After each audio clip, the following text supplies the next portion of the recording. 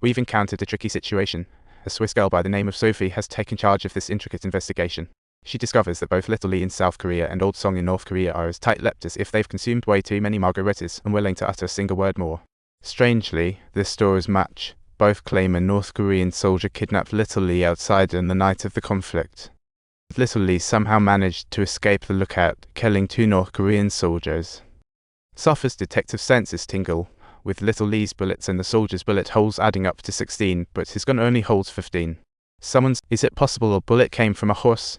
Even more shocking, this gun isn't Little Lee's, it's actually her comrade Cheng Jai's. The investigation team found blood from a North Korean soldier on Cheng's exchanged gun. This means Cheng was not only there that night, but she also swapped guns. But what was the reason behind all this?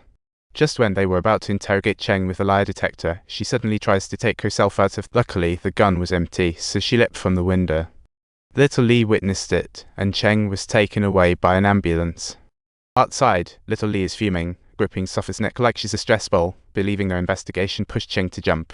Only when nearby soldiers intervene does Little Lee get pulled off Sophie, who's left pondering where she went wrong. She's had no neck. Just then, Sophie's boss appears, warning her that her investigation has pushed the soldier to a breaking point. What's detailed in the context? Apparently, it's stuffed in the gun. Boss slaps a 3-day deadline for a final report on her desk. Sophie, however, seems like she's somewhere else, possibly a beach. So what does she do?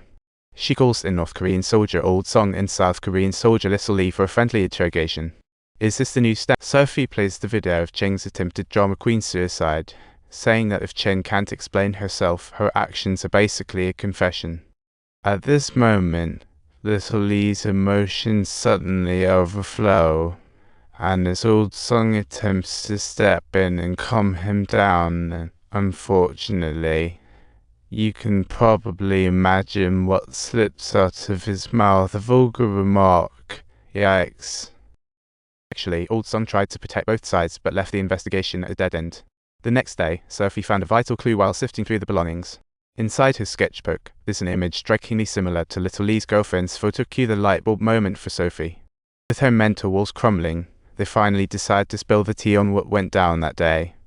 That day, as they were about to exit, Cheng swung open the door and quite literally ran into a North Korean officer. Yikes. Just then, a shot rang out and the officer hit the ground.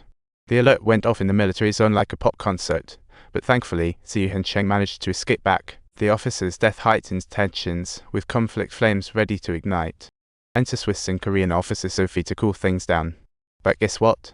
South and North have totally different takes on the same story. Classic. South claims that Northern soldiers crossed the line leading to chaos, while North argues that Ziyu barged in and eliminated the border officer. Talk about and while they continue to point fingers, the investigation runs into a wall. Meanwhile, key players Ziyu and Old Wu decide to climb up after their first testament. However, Sophie, after some scene sleuthing, uncovers a breakthrough in the case. She discovers that 3 North soldiers took a total of 11 shots, yet there are only 10 shells left behind, meaning 1 bullet has seemingly vanished into thin air. After testing, blood in Cheng's gun matches the deceased North soldiers. Faced with undeniable evidence, Cheng's psychological defenses crumble. She originally planned for a dramatic exit with a gun, but alas, it's empty. She opts for a leap off the building instead, but thanks to the low height, she survives to tell the tale. As Sophie's investigation becomes increasingly thorough, the crucial truth gradually seems to rise to the surface. She assembles representatives from both the South and the North to present a preliminary analysis demonstration of the events. Watching Cheng's leap from the building on tape, Ziyu can't hold back any longer. Just as he's about to spill the truth, Old Wu jumps in to stop him, snapping Ziyu back to reality with a roar. At this crucial moment, unexpectedly, Sophie's superiors suddenly issue her with a brand new directive. It dawns on Sophie that for both North and South, only showing the truth can keep the peace intact. Before leaving, she seeks out Ziyu, sharing her investigation's progress and hoping he'll come clean. In exchange, she promises to seal the investigation report forever. Upon hearing this, Ziyu finally spills the beans on everything that transpired that day. Turns out, when the North officers entered, both sides were at gunpoint, but no bullets flew. The officer eyed the snacks and drinks on the table and suddenly suspected old Wu's crew were spies. To save his skin, old Wu spun a story about discussing surrender, but the officer wasn't buying it at all. So obviously, he orders Zheng to shoot immediately. In the chaos, Zheng's caught between a rock and a hard place.